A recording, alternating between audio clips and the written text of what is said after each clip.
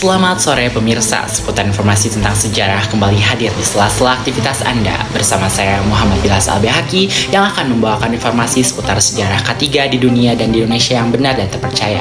Sejarah keselamatan dan kesehatan kerja tidak dapat dilepaskan dari perkembangan industri sebagai tempat kerja. Perkembangan industri ini memunculkan resiko-resiko pekerjaan baru yang tidak terdapat pada tempat kerja tradisional. Pada saat manusia mulai memutuskan untuk bekerja memenuhi kehidupannya, maka pada saat itu pula K3 harus ada. Inilah sejarah perkembangan K3 di dunia mulai dari zaman prasejarah sampai dengan zaman modern sekarang, dan sejarah K3 di negara Indonesia secara ringkas yang akan dibawakan oleh rekan saya.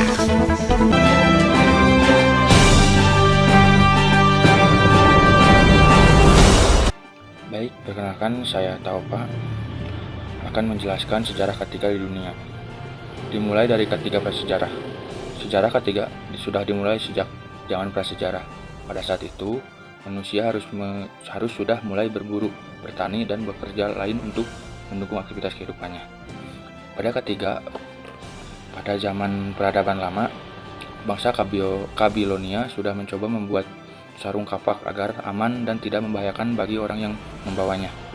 Pada masa ini, masyarakat sudah mengenal berbagai macam peralatan yang digunakan untuk membantu pekerjaan mereka dan semakin berkembang setelah ditemukan tembaga dan perunggu sekitar 3000 atau 250 sebelum Masehi. Pada K3, pada abad pertengahan ada yang sudah diberlakukan pembayaran tahap pekerja yang mengalami kecelakaan sehingga menyebabkan cacat atau meninggal.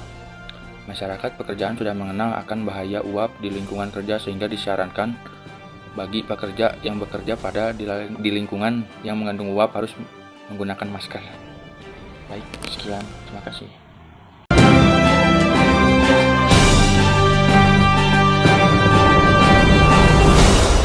Era revolusi industri. Pada era ini, hal-hal yang turut mempengaruhi perkembangan K3 adalah yang pertama, pergantian tenaga hewan dengan mesin-mesin, seperti mesin uap yang baru ditemukan sebagai sumber energi. Yang kedua, penggunaan mesin-mesin yang menggantikan tenaga manusia. Yang ketiga, pengenalan metode-metode baru dalam pengolahan bahan baku, khususnya di bidang industri, kimia, dan logam. Yang keempat, pengorganisasian pekerjaan dalam cakupan yang lebih besar, berkembangnya industri yang ditopang oleh penggunaan mesin-mesin baru. Yang kelima, perkembangan teknologi ini menyebabkan mulai muncul penyakit-penyakit yang berhubungan dengan pemajanan karbon dari bahan-bahan sisa pembakaran.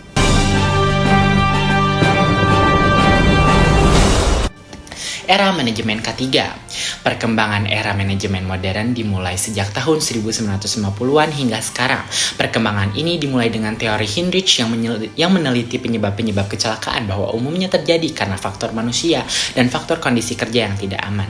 Namun, sistem otomasi menimbulkan masalah-masalah manusiawi yang akhirnya berdampak kepada kelancaran pekerjaan karena adanya blok-blok pekerjaan dan tidak terintegrasi dengan masing-masing unit pekerjaan. Sejalan dengan itu, Frank Bird dari International Loss Control Institute pada tahun 1972 mengemukakan teori loss causation model yang menyatakan bahwa faktor manajemen merupakan latar belakang penyebab yang menyebabkan terjadinya kecelakaan.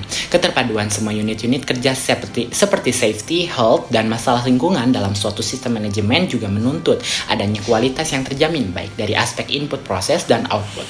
K3 era mendatang. Perkembangan K3 pada masa yang akan datang tidak hanya difokuskan pada permasalahan K3 yang ada sebatas di lingkungan industri dan pekerja. Perkembangan K3 mulai menyentuh aspek-aspek yang sifatnya publik atau untuk masyarakat luas. Penerapan aspek-aspek K3 mulai menyentuh segala sektor aktivitas kehidupan dan lebih bertujuan untuk menjaga harkat dan martabat manusia, serta penerapan hak asasi manusia demi terwujudnya kualitas hidup yang tinggi.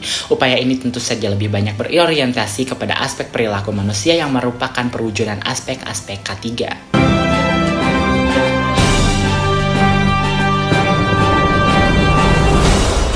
Baik, perkenalkan saya Wapa Fauzia akan menjelaskan seputar sejarah K3 di Indonesia di era perkembangan hingga sekarang.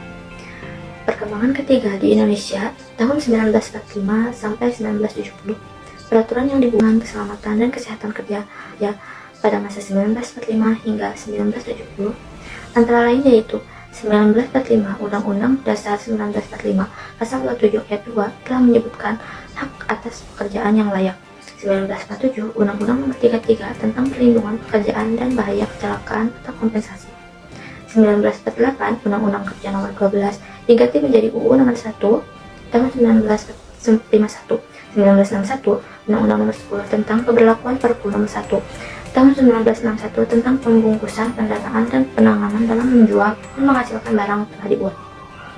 1967, Undang-Undang Nomor 11 tentang Ketentuan Pokok Pertambangan. 1969, Undang-Undang Nomor 3 tentang Persetujuan Kompensasi ILO Nomor 120 mengenai hygiene dalam perniagaan dan kantor-kantor. 1969, Undang-Undang Nomor 14 tentang Ketentuan-Ketentuan Pokok mengenai tenaga kerja. Perkembangan lain terkait dengan lembaga atau organisasi keselamatan dan kesehatan kerja dalam masa ini adalah sebagai berikut. 1947, Kementerian Pemburuhan dibentuk. Kementerian ini yang kelak akan menjadi Kementerian Tenaga Kerja pada era modern. 1957, terbentuk Lembaga Kesehatan Buruh atau Lembaga Higien Perusahaan Kesehatan Kerja. 1965, Fakultas Kesehatan Indonesia. Lembaga ini kelak akan mempelopori permintaan keselamatan dan kesehatan kerja. 1966, Lembaga Higien Perusahaan dan Kesehatan Kerja pada Departemen Tenaga Kerja dan Dinas Higien Perusahaan atau Sanitasi Umum serta Dinas Kesehatan Tenaga Kerja Departemen Kesehatan dibentuk. Setelah itu, juga ada sejarah ketiga tahun 1970, awal reformasi. 1970, Undang-Undang Nomor 1 tahun 1970 dibentuk termasuk dengan peraturan pelaksanaannya yang terdiri atas Permen, Kepmen, Instruksi, dan lain-lain. Sebagai pengganti VR 1910, Undang-Undang ini lebih bersifat preventif dan juga edukatif. Selain era reformasi, hingga sekarang tahun 2003 disusun Undang-Undang Nomor 13 tahun 2003 tentang Ketenagakerjaan.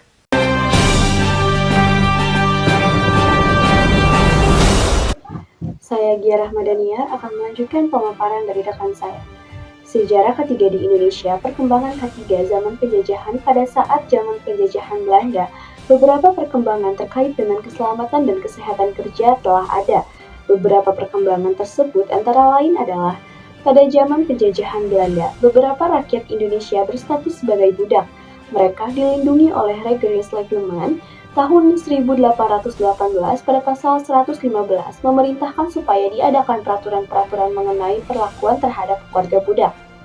Pada tahun 1890, perundang-undangan bidang kelistrikan, The Television Omtrent, The Analog Omheidsgebrek van Television for Electric Verlichting and Het Overwegen van Tractor Middel van Electric in Netherlands Indie.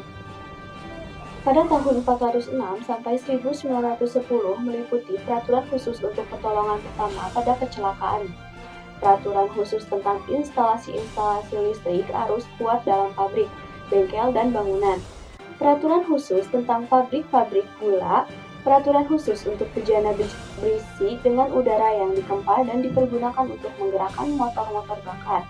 Pada tahun 1925, terdapat pergantian Diens van het Stoomwegen dengan Diens van het Veiligheidstoezicht atau pengawasan keselamatan kerja. Secara keseluruhan, era penjajahan Belanda menandai awal regulasi K3 di Indonesia dengan fokus pada perlindungan tenaga kerja di sektor industri, tambang, dan transportasi. Sekian dari saya, terima kasih.